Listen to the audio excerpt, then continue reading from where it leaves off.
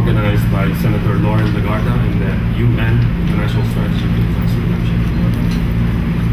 May I now call on the UNISDR Regional Champion for Disaster Reduction and Climate Change Adaptation for Asia and Pacific and Chairperson of the Senate Committee on Climate Change, Senator Loren Legarda, for the opening address.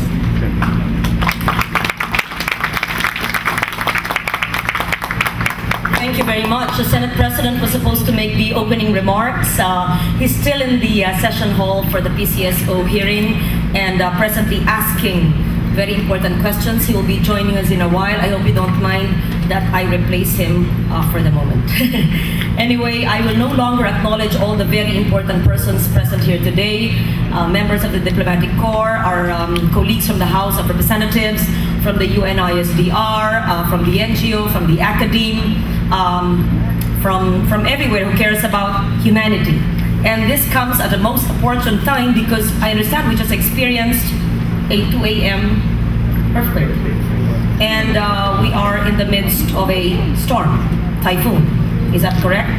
We're supposed to be receiving hourly updates on typhoons according to Secretary Coloma because of our new Pag-asa sensors. Is that correct? That was mentioned in the SONA.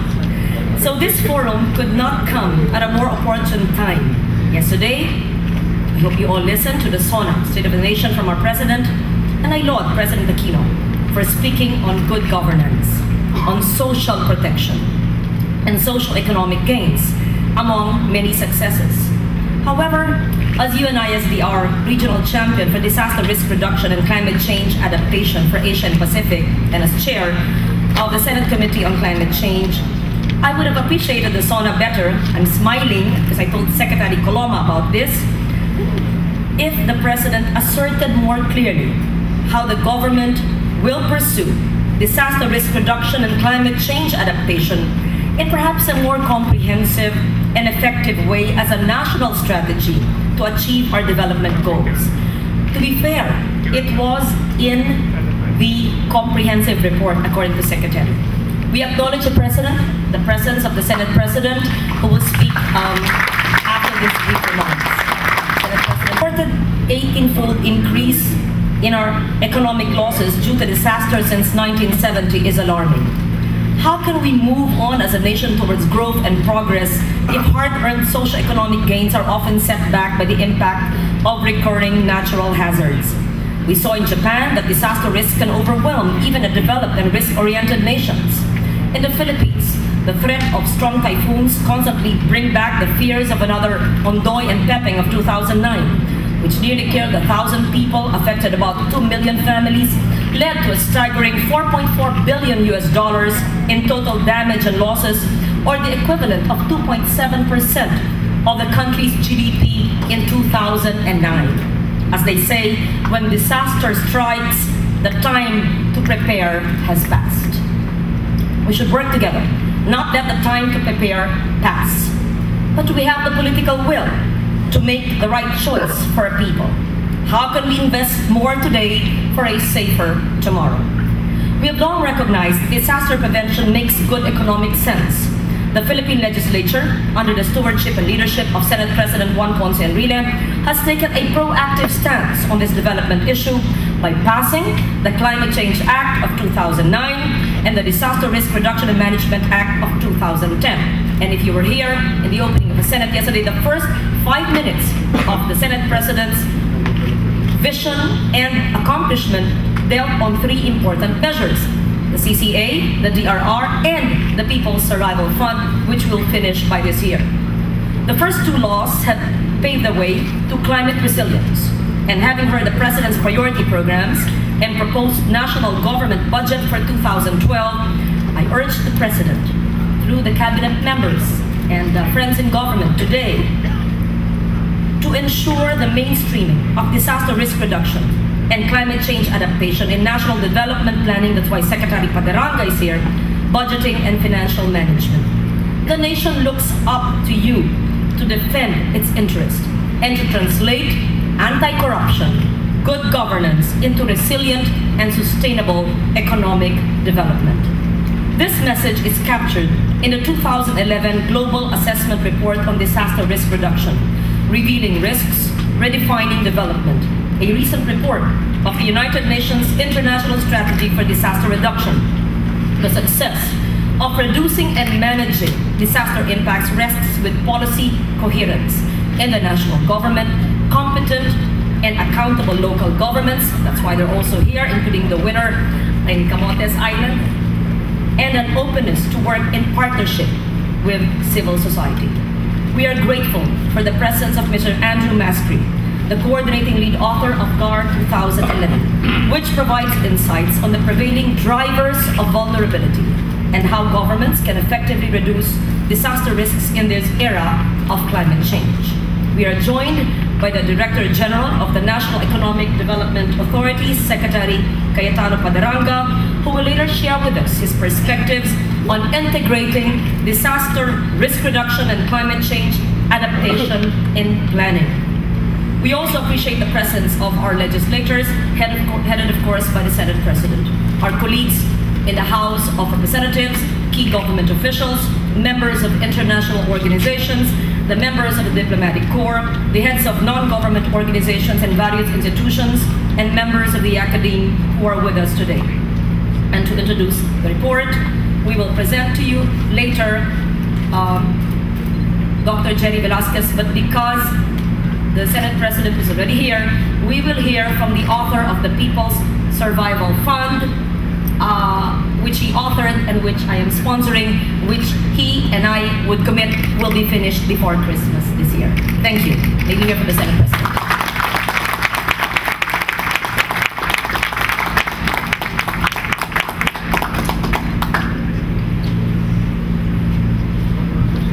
Good morning to all of you. Mr. Secretary Cayetano Padaranga, Mr. Mascri, my colleague in the Senate, the very energetic chairwoman of the Climate Change Committee, ladies and gentlemen. First of all, let me thank you for coming to this very important occasion and this gathering, the launching of the Global Assessment Report on Disaster Risk Reduction. At the onset, I wish to congratulate Mr. Andrew Mascri and the other authors of this very timely and relevant study. My appreciation also goes to the Senate Committee on Climate Change, chaired by the Honorable Loren Legarda, for organizing the event and for making sure that the results of the 2011 Global Assessment Report will not remain just an academic study, but will instead be utilized effectively by policymakers like us and business leaders and project implementers such as ourselves in our collective effort to address the issues of climate change and disaster risk reduction. When I accepted the invitation of my colleague, Senator Legarda, a couple of weeks ago, I had the occasion to briefly go over the highlights of the findings of the report. Interestingly, while the 2011 Global Assessment Report was conducted in a global context, the main finding also reflects certain realities that are characteristic of our very own condition here in this country. I will let Mr. Mascri present the highlights of the 2011 report. Allow me, however, to point out that the report reminds us that climate change has to begin with changes in our thinking. And second, to realize that it has become a clear and present danger to nations like the Philippines. It points out the need for differentiated approaches so that government intervention can become more targeted. It is time for us to distinguish disasters that are episodic each country has that. Episodic in character from slow onset impacts induced by climate change, which may impose even greater and more enduring calamities on our people. In my speech yesterday before the Senate, when we opened our second regular session, I pointed out that the rains of June and July this year, which inundated towns and cities in the Visayas and in Mindanao, again caused the loss of lives and the destruction of properties and sources of livelihood in those parts of the archipelago. And even Manila also suffered flooding during the same period. And so, ladies and gentlemen, the real cost of this calamities is several magnitudes greater than this investment that our government needs to make today. This is why I authored and filed the landmark bill that seeks to establish the key to the program to attend to climate change problem of the country, and that is a fund which is now known as the People's Survival Fund. Without money, everything is just talk, useless talk. So we need funding, and we have to put that in place so that we can work out the problems from there on. It is a fund allocated specifically for climate change adaptation efforts. It is for local government units and communities that today stand at the front line of the climate crisis. It is a fund that intends to provide incentives for early adaptation action by dedicating finances for local resilience building needs. Only yesterday when I talked to somebody in my province, I asked them what is the climate condition in the northeastern corner of the country of the zone. And they told me that all of a sudden it rained poured heavily in 2 hours in the town of Santana, the last town on the northeastern corner of the island of the zone. That's how unpredictable climate is today. In pushing for this People's Survival Fund bill, I only wish to emphasize that development planning must no longer be conducted in vertical silos where issues like climate change are treated as sectors rather than as drivers of the entire development process.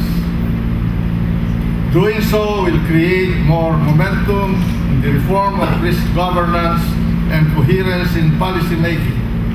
Most importantly, it will arrest the governance chaos prevailing currently over the administration of climate finance, so that monies can flow to national priorities and to those who need funding support the most. We have to earmark funds for this purpose, and that fund must not be used for any other purposes of government. Just like, for instance, the Coconut Investment Fund, which is being disputed by government and many other vested interests. I proposed to the President yesterday when I had the chance to talk to him that Congress should not now take the initiative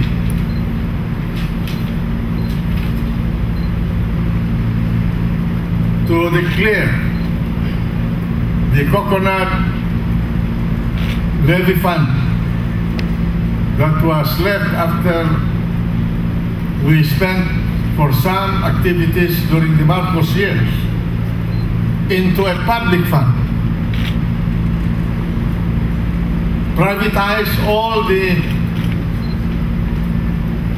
concrete assets where this fund had been invested, banks, oil mills and refineries, copra operation facilities, chemical plants, and liquefy the entire,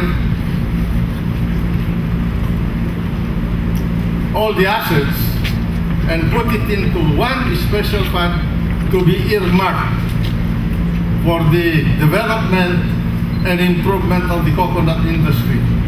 This is the same concept that I am proposing in the case of the People's Survival Fund. We have to have a fund for a special purpose and no other, to be used by the people for survival.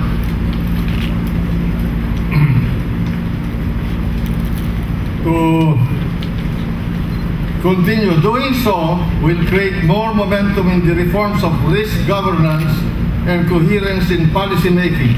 Most importantly, it will arrest the governance chaos prevailing currently over the administration of climate finance so that the monies can flow to national priorities and to those who need funding support the most. As the Global Assessment Report of 2011 report counsels, it is not enough to name the problem. We need to make the right investment now in effort as well as in the direction of public finance. Having said this, it is my pleasure to welcome you once again to the Philippine Senate, and I look forward to learning from the experts about redefining developments in the context of disaster risk reduction. Thank you and good day. I'm sorry to just stand here in the rush because we are having a problem with a hearing that's going on about the problem of the Philippine charity sweepstake, and I'll have to rush back. Thank you very much.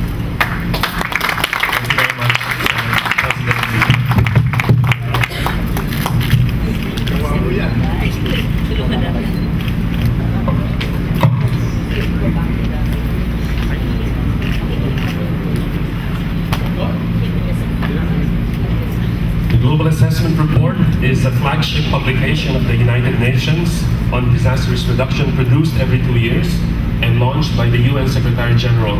The last one launched by Mr. Ban Ki-moon in May 2011.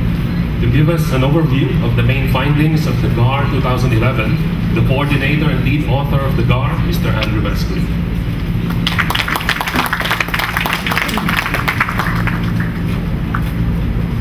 Thank you very much indeed. First of all, I'd just like to reiterate our gratitude on behalf of UNISDR, the Senator Loren Legarda, for organizing this hearing. And also thank you to all of you representatives, members of the Diplomatic Corps, Senate President Juan Ponce, the Honorable Cayetano Pariranga, and other distinguished guests for being here today. I'll say a few words just to start off about what this report is, and then in 15 or 20 minutes I'll take you through what are its principal findings and recommendations. This report is a biennial report, so it's a report we produce every 2 years to really highlight two different things. One is trends in disaster risk. Is the world becoming more at risk or less at risk? Where, how, and why? But secondly, we also review the progress which countries are making to actually reduce the risk. Every 2 years, we ask UN member states to actually do a review of their progress against what's called the Hyogo Framework of Action, which is a global framework to reduce risks. So this report, the 2011 report, which we are presenting today, is actually based on the evidence provided to us by 130 different governments. So we analyze this evidence, we analyze the trends in risk, And then we come up with a set of challenges, opportunities, and recommendations. And that's what I'm going to present to you today. The first point I'm going to make is risk is increasing rapidly. Currently, we don't have good data on disaster losses from every country in the world. Approximately 21 countries from Asia, Africa, Arab states, and Latin America are currently feeding us detailed data on disaster losses. But what you can see in this slide, although probably at the back you can't see it very well, is over the last 20 years, in these 21 countries, just looking at schools and health facilities, the number of schools and health facilities damaged or destroyed has increased approximately 10 times. So that's by a factor of 10. That's enormous. The key thing to remember here, though, is every time you see a damaged or destroyed school, think that once upon a time that was actually a public investment project. It was a development project. Someone invested money to build that school, to build that health facility. So what this report is about, this 2011 report, is about actually taking decisions and making choices. Do we want to be building schools, health facilities, roads, water systems, sanitation systems, which actually serve for the social and economic development of our communities? Or do we want to be building social and economic infrastructure that ends up being the disaster of tomorrow?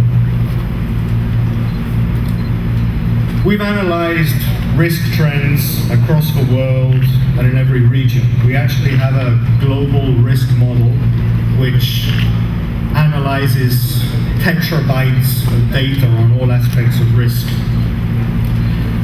There's really two processes at the global level I'd like to highlight to you.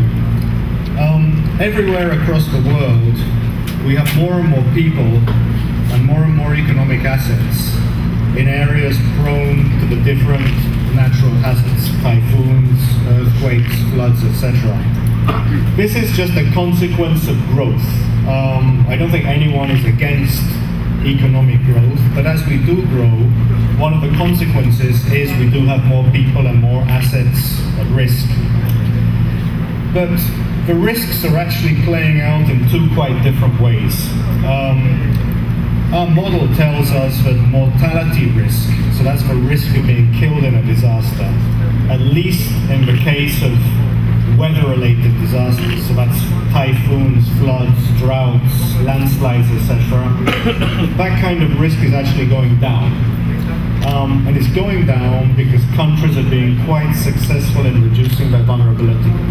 We have measurable and important improvements in early warning, in disaster preparedness, in disaster response, and this is now starting to really, bring us success.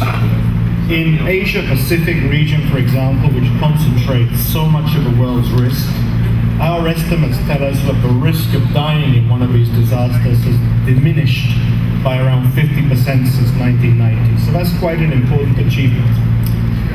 But where we're not really making progress is reducing the loss of assets. So this is public assets, like the schools and health facilities we talked about before, private assets, homes, businesses, agricultural production, etc. We seem to be much more challenged to use instruments like land use planning, improved building standards, environmental management and others to really reduce our vulnerability. So as our economies grow, we have more and more assets at risk and we are losing more and more. In this report, we actually compared economic loss risk to the growth in GDP per capita, which I think most of you know is a fairly conventional and well-accepted measure for measuring a country's wealth. And at least now in the high-income and upper middle-income countries, the growth in risk to economic assets is growing faster than GDP per capita. So it's almost like saying the risk of losing wealth in a disaster is now growing faster than that wealth is being created. We also have to think about climate change. This was already mentioned in Senator Legarda's intervention at the beginning. We have evidence now, growing scientific evidence, for example, that in years where we have very warm sea surface temperatures, the overall number of typhoons is not increasing, but their strength is increasing. So it's likely that as we continue into this century, we're going to be facing not just more and more assets at risk, but we're also going to be facing stronger and more unpredictable natural hazards. And that in itself is also going to magnify this increase in risk. These graphs actually talk about the number of people and the volume of economic assets exposed globally to highly destructive tsunamis. Not small tsunamis, the kind of tsunami that might only happen once every 500 years. These were taken not from this report you have in your hands, it's taken actually from the 2009 report we published 2 years ago. Philippines is there, number 5 in the ranking in terms of the country with more people exposed per year. It is somewhere around number 9 or 10 in terms of the proportion of its GDP exposed. So it's an important problem, not just for Philippines, for Indonesia, for Japan, for Peru, for many other countries. But tsunamis have always occurred. We have many historical references going back to the 17th, 16th century and before, of major cities being damaged and destroyed in tsunamis. But what happened in Japan in March this year, I think really opened our eyes to new characteristics of the risk problem we need to take into account. As our societies become more and more urban, modernize, and become increasingly dependent on sets of interconnected systems, we're now all dependent on electricity, telecommunications, internet, banking, air traffic, logistics systems which are increasingly interconnected.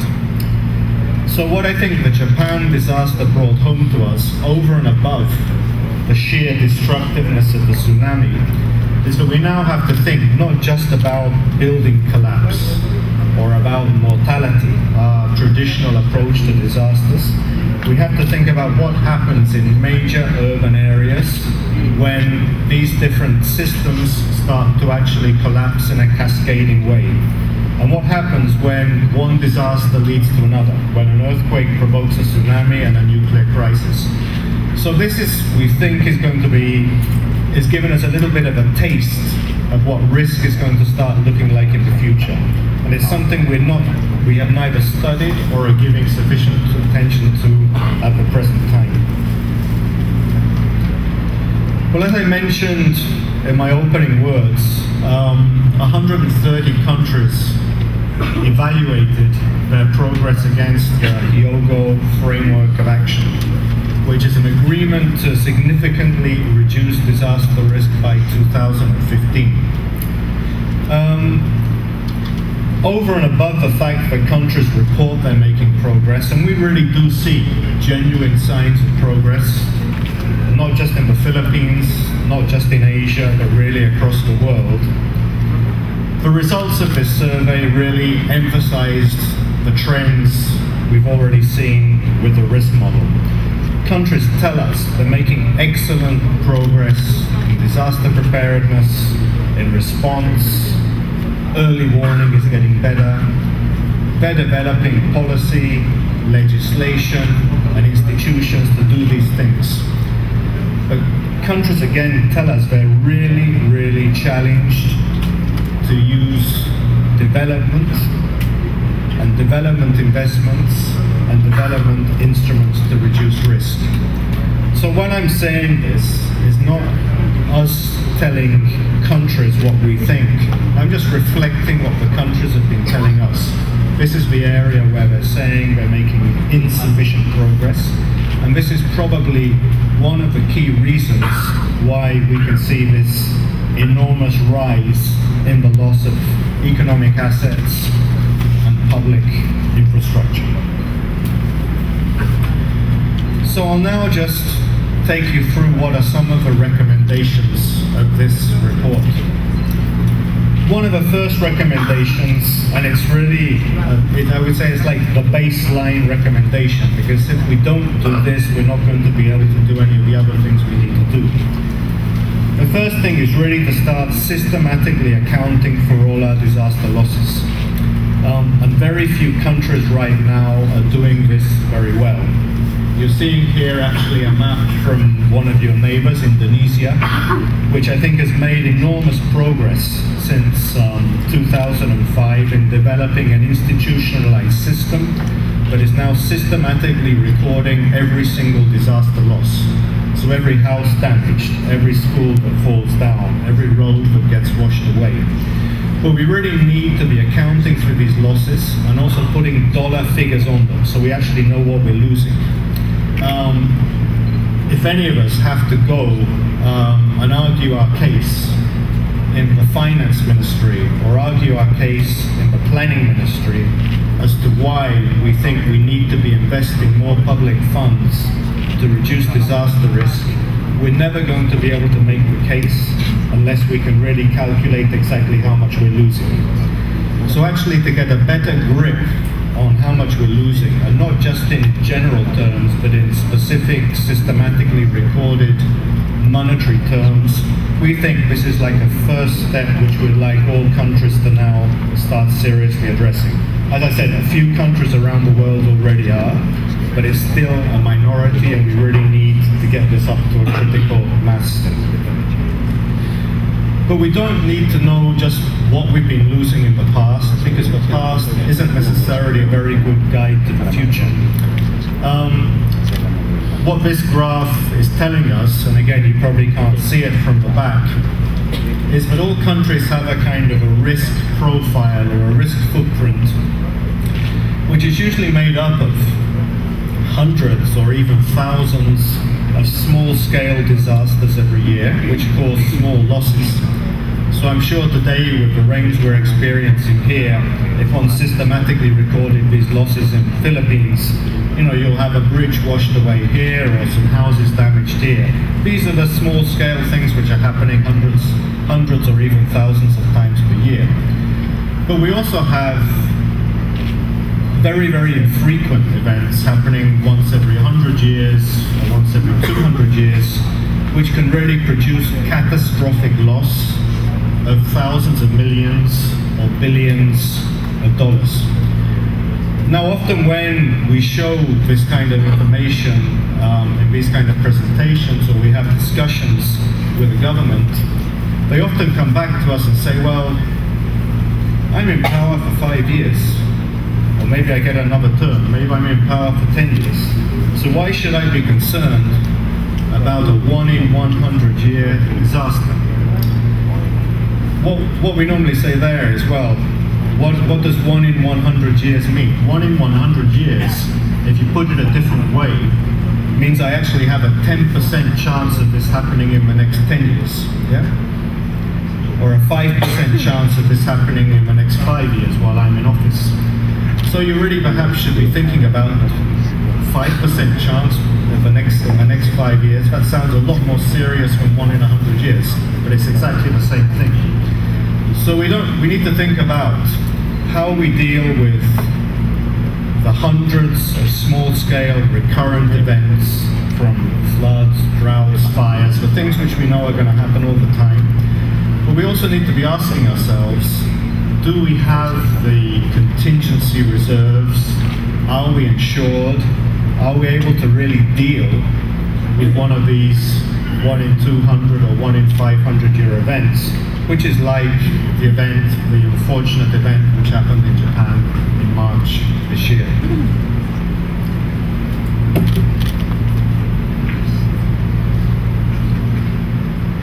In terms of actually reducing risk,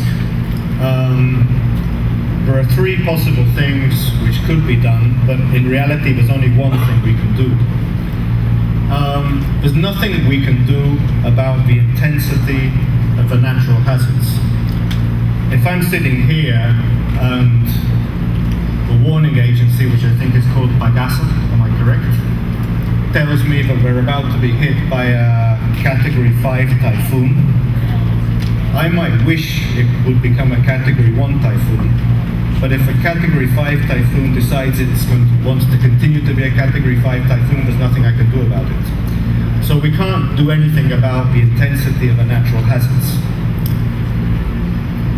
The other thing we can't do very much about, at least in the short term, is our exposure. Where we live is often the result of decades or hundreds of years of investment in infrastructure, buildings, and economic development. We can't just suddenly move cities, or in the case of small islands, whole countries, to areas where natural hazards don't occur. So the only thing we can really do, the only thing that's in our power to do, is to really reduce our vulnerability. So this is to reduce our propensity to suffer loss. But we asked this question to our global risk model, and what the model told us is, yeah, you can do this. This is actually very effective in the case of the not very strong hazards. So it's very effective in reducing these frequently occurring, relatively low severity disasters. But the more the severity actually increases, the less effective our vulnerability reduction becomes. And this was again really highlighted to us by the March 11 tsunami in Japan. In the face of a very, very, very destructive tsunami, however much we invest in vulnerability reduction, it's only going to be very, very partially effective in reducing the risk. Think of how much Japan had invested in building a tsunami protection wall along that coastline. This is the kind of investment that most developing countries could only dream about. But it was only very, very partially effective in reducing the risk. So what we have to think about then is using risk reduction as really an instrument to reduce those risks that we can reduce, where the vulnerability reduction is effective. But then think about using insurance, reinsurance, and other risk transfer mechanisms to actually protect ourselves, to give us financial protection against those very infrequent but potentially catastrophic risks, which however much we invest, we're not necessarily going to be able to do very much about. In terms of risk reduction, there's a saying which is prevention is better than cure.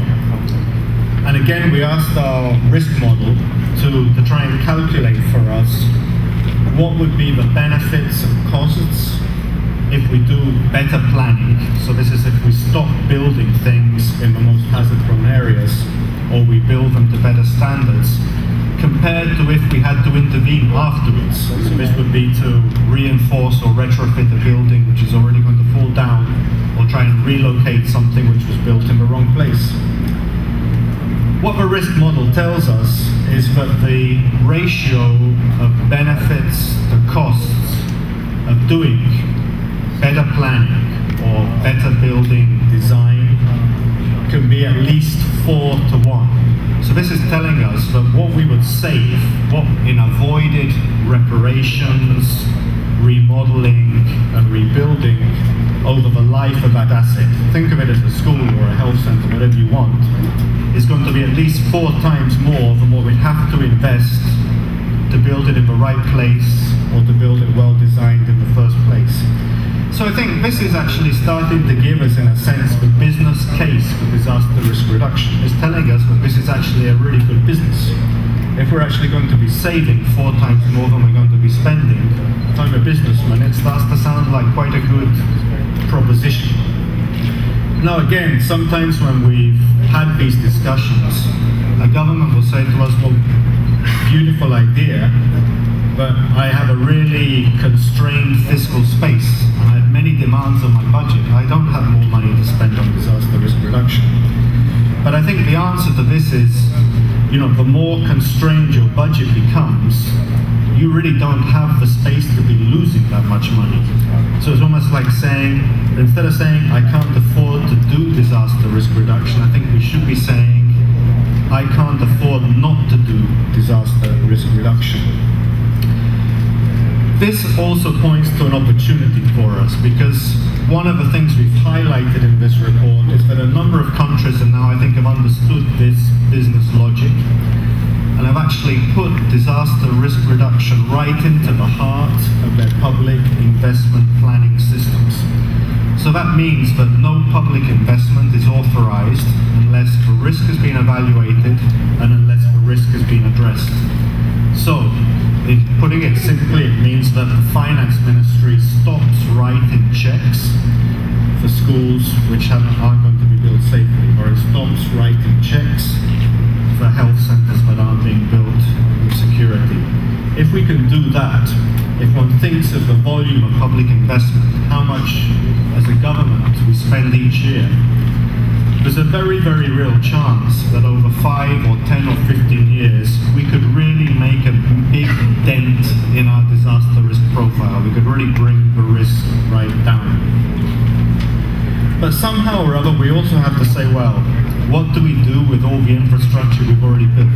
What do we do with all the unsafe schools, hospitals, police stations, airports, everything we already have?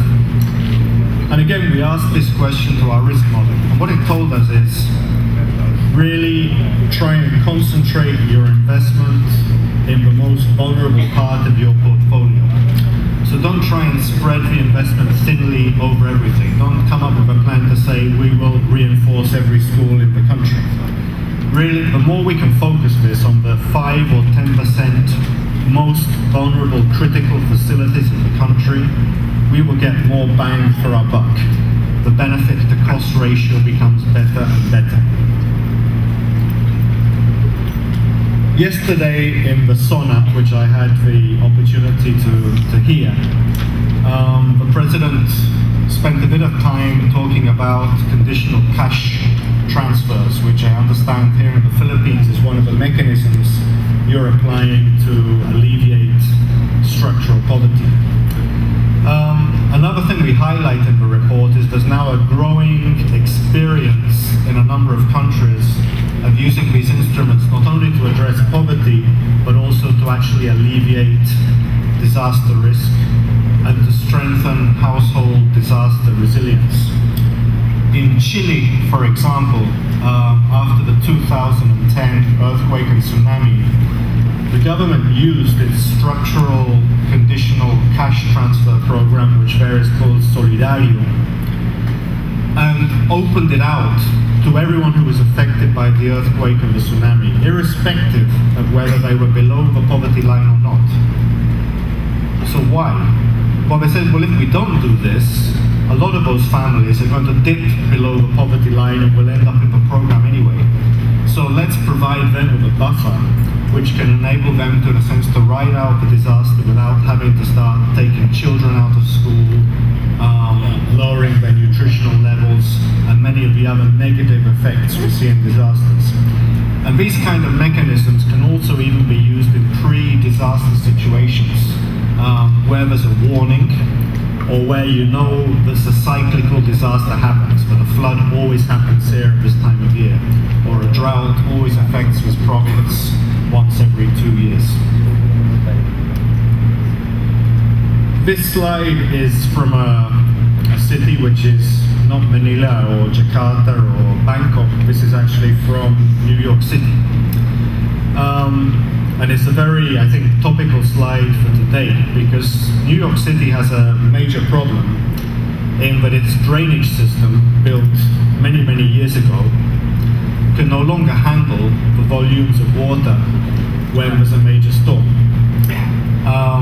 And worse still, it means the sewage system often overflows as well, contaminating the water. Now, New York City calculated that to actually upgrade its drainage and sewerage system was going to cost it $6.8 billion, quite a substantial investment.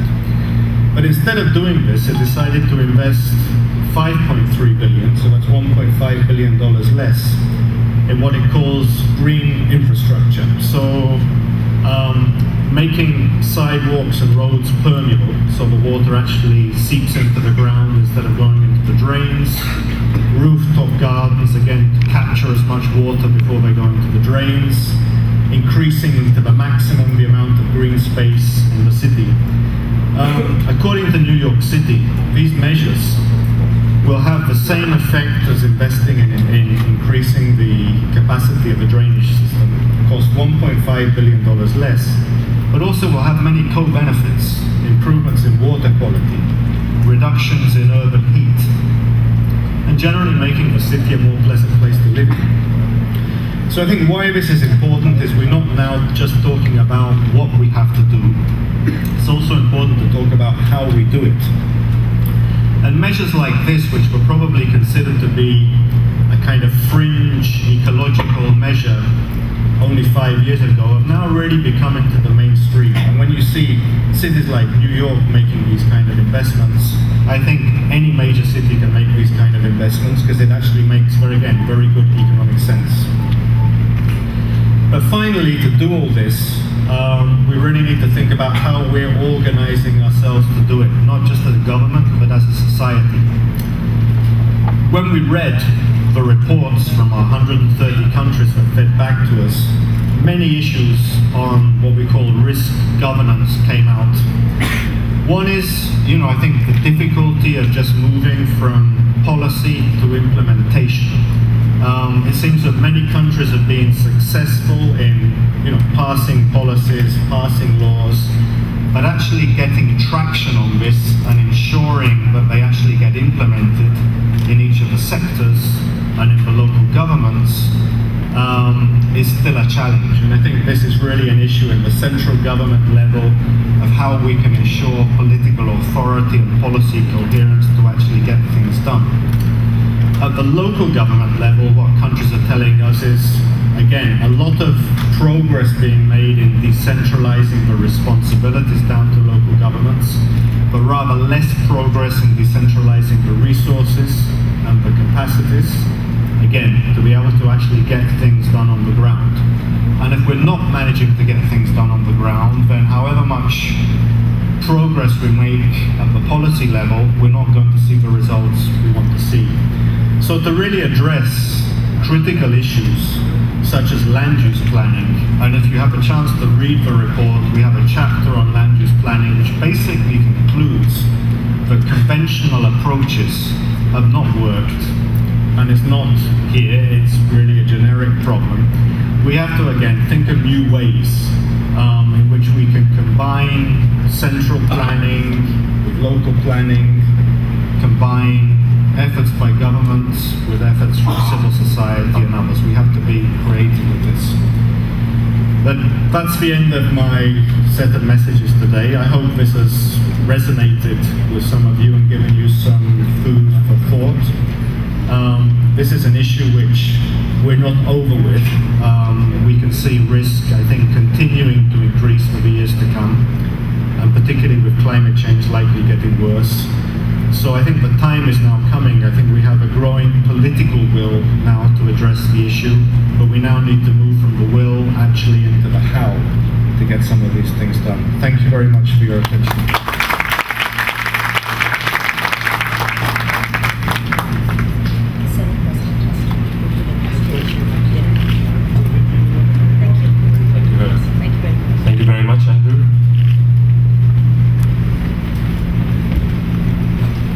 Remarks on the report. May I now call on the Director General of the National Economic Development Authority, Secretary Legarda Padilla.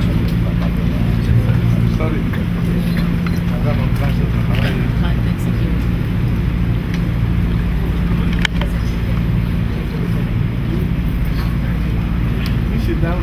I did not realize the time. Sorry, I have to leave you and go back to the Inquiry. Bye-bye.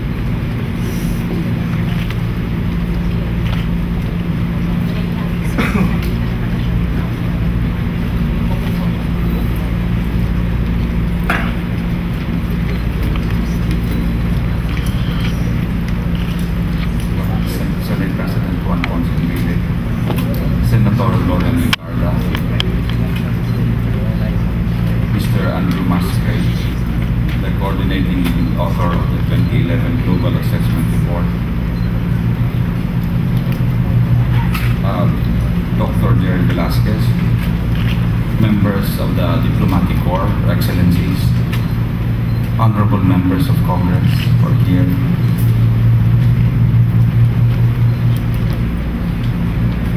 representatives of the donor partners, civil society organizations, and media, colleagues from the government, ladies and gentlemen, good morning.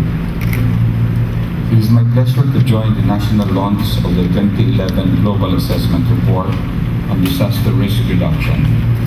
And I would like to thank Senator Legarda for inviting me to this significant event. At the outset, let me congratulate Mr. Musgrave and the United Nations International Strategy for Disaster Risk Reduction for coming up with an insightful report that is very relevant and important to us. The report highlights trends in disaster risks and the challenges faced by many countries. It also points to the need for a more direct intervention to address what the report calls risk drivers, such as deficiencies in land use planning, weak infrastructures, and unsustainable practices in natural resources use. The Global Assessment Report identifies three main elements for successful disaster risk management, or DRM. First is the integration of DRM in existing development instruments and mechanisms. A 2005 World Bank report called the Natural Disaster Hotspots and Global Risk Analysis indicates that the Philippines ranks 8th in the world in terms of disaster incidents and human impact, and is among the top 20 countries likely to be most adversely affected by climate change.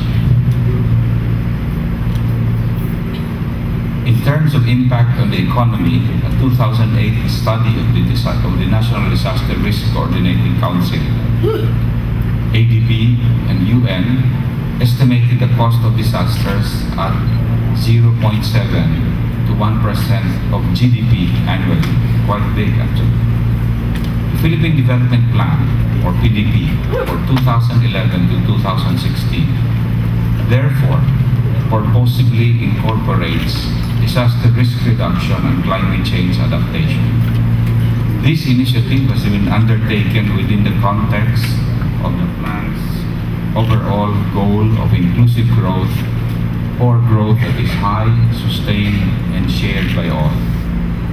Disaster risk reduction and climate change adaptation policies and strategies guide various sectors and their development activities, reduce our vulnerabilities to hazards, and allow us to secure our hard-earned economic gains. The Philippine Development Plan promotes strengthening of the implementation of existing land use and related laws, such as building codes, and the development and implementation of appropriate standards and design in the construction of social infrastructure. The plan also encourages ecosystem-based management approaches, conservation efforts, and sustainable environment and natural resources-based economic endeavors that may be applied to reduce climate change-related risks and the vulnerability of natural ecosystems and biodiversity. As a statement, we might say also that the government is now going into having an integrated map of the Philippines, where all of the agencies are going to look at maps of a certain refinement that will allow us to plan. Among the areas that will be identified are going to be the hazard areas so that local governments can act on it and guide the development as well as the location of population and economic activities. Apart from the PDP, NED has initiated the mainstreaming of disaster risk reduction in subnational planning. We have prepared guidelines on mainstreaming this DRR, or disaster risk reduction in physical plans, which will aid planners in multi-hazard analysis, risk assessment, and to come up with a more defined disaster risk reduction strategy, including the proper location of activities and physical structures. President Aquino institutionalized this initiative through Administrative Order Number 1, which directs all local governments to adopt and use these guidelines in their planning activities. A second element for successful DRM is taking responsibility for risks, primarily by integrating risk reduction in public investment programs. We have been more conscious about factoring in DRR into the overall project development cycle, foremost in the detailed engineering and design of infrastructures. The ICC, Investment Coordinating Committee of the NED Board, includes this as a specific requirement in each of the processing of its projects currently. Our main consideration is to ensure safety and to prevent the loss of properties.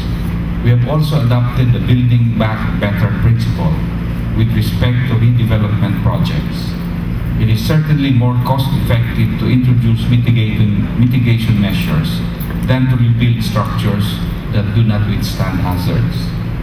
In order to allow for greater precision in planning analysis and in investment decisions, the government has been building its geographic database of natural hazards by upgrading its technology in mapping and data generation, as I had mentioned earlier. Finally, the report identifies risk governance capacities as the third element for successful disaster risk management. The passage of the Philippine Disaster Risk Reduction Management Act manifests our commitment to institute DRM. The Philippine